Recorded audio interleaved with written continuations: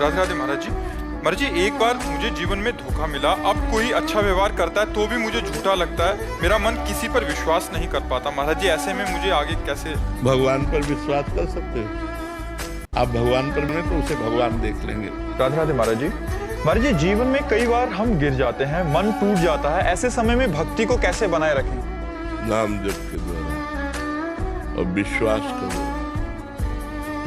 भगवान की शरणागत यदि हो तो गिरना भी उठने का एक महान लक्षण है। जैसे फुटबॉल का खिलाड़ी अपनी बाल को नीचे मारता है, वो नीचे मारने के लिए नहीं मारता, वो गोल तक पहुंचाने के लिए मारता है। स्टाइल होती है ना।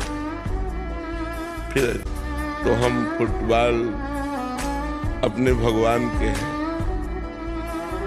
वो हमें नीचे गिराए हैं तो जरूर चरण प्रहार करेंगे कि लक्ष्य में पहुंच जाए। काम क्रोध लोभ मोह मद मत्सर हमको नीचे गिराएंगे, लेकिन हमारे भगवान हमको गोल तक पहुंचा देंगे। हमारा गिरना भी हमारा गोल तक लक्ष्य तक पहुंचने का होगा, क्योंकि मुझे अनुभूति होगी कहाँ से गिरा, कैसे गिरा। जलन होती है जलन। हाँ, तो आगे से हम ऐसा ना करें। फिर गिर जाए तो फिर निरुत्साहित ना हो, फिर चले, फिर गिर जाए, फिर निरुत्साहित ना हो। ये बहुत चढ़ाई का मार्ग है, इसमें प्रायः गिर जाते हैं सब, कोई विरला ही निकल पाता है। इसलिए हिम्मत मत हारिए और चलते रहिए, तो भगवान तुम्हारे साथ है। एक दिन तुम देखोगे इस दुरंत माया से आप पार हो जाएंगे। आप निराश मत होइए, नाम जप मत छोड़िए। जैसे किसी चढ़ाई पर चढ़ना है, हम रस्सी पकड़े हैं तो जी जान से पूरा ध्यान रस्सी पर रखते। अगर रस्सी छूट गई तो हमारी हड्डी पसली एक हो जाएगी। ऐसे हम ऊर्ध्व मार्ग चल रहे हैं। आधा मार्ग है पतन का मार्ग है इंद्रियों का, और ऊर्ध्व मार्ग है भगवान का। जब हम चलते हैं तो इसमें कोई सहयोगी नहीं होता, अपने को चलना होता है। नाम रूपी डोरी को पकड़े चलते हैं, राधा राधा राधा राधा, और हम आगे निकलते चले जाते हैं। इतना माया का लुभावना मनोरंजन है, उसको छोड़ पाना बड़ा कठिन लगता है। सबसे ज्यादा मन को आकर्षित काम करता है। काम मन में एक होता है कोई मेरा हो, क्योंकि भगवान अभी मिले नहीं ना, भगवान का दर्शन नहीं हुआ। तो इस मार्ग के पथिक के हृदय में, क्योंकि माता पिता भाई बंधु परिवार सबसे एक तरह से अपने मन को चुरा कर वो भगवान में लगाना चाहता है। कोई जान न पावे कि हम किसी से प्यार नहीं करते, और भगवान को हमने देखा नहीं। और जब तक पाप नष्ट नहीं होते तब तक आनंद का अनुभव नहीं होता।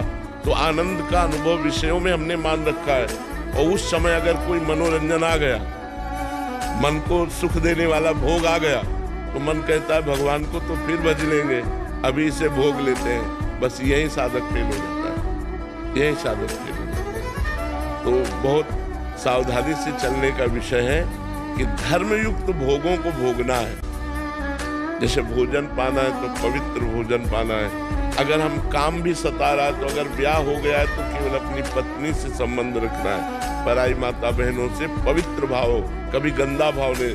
वो धर्मयुक्त भक्ति कर सकता है भोग को भोगते हुए भी। लेकिन यदि अधर्मयुक्त भोग होने लगे तो पापाचरण से हमारा मन निरुत्साहित हो जाता है। पापवंत कर सहज स्वभाव, भजन मोर ते भाव न काऊ। जो पाप करता है उसका भजन में मन नहीं लगता। तो मन भजन में लगे, इसलिए हमको पापाचरण से बचना पड़ेगा। भगवान का मार्ग पापाचरण से अलग है।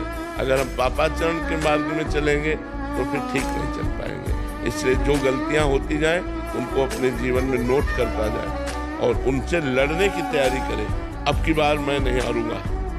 अगर फिर हार गया तो निरुत्साहित नहीं होना, एक जिद्दी स्वभाव रखना है। देखते तू कब तक हराता है, एक बार मैं तुझे परास्त करूंगा, एक बार तुम्हें परास्त करूं। भगवान का बच्चा हूं, भगवान का अंश हूं। एक बार तुझे यदि तू भगवान की शक्ति से तो मैं भी भगवान की शक्ति से हूं। और चलना चाहिए, और एक बार रौंद के निकल जाओगे, क्योंकि हमारे साथ भगवान है और वो उसके साथ माया है। काम क्रोध के साथ माया है, तो मेरे साथ भगवान है।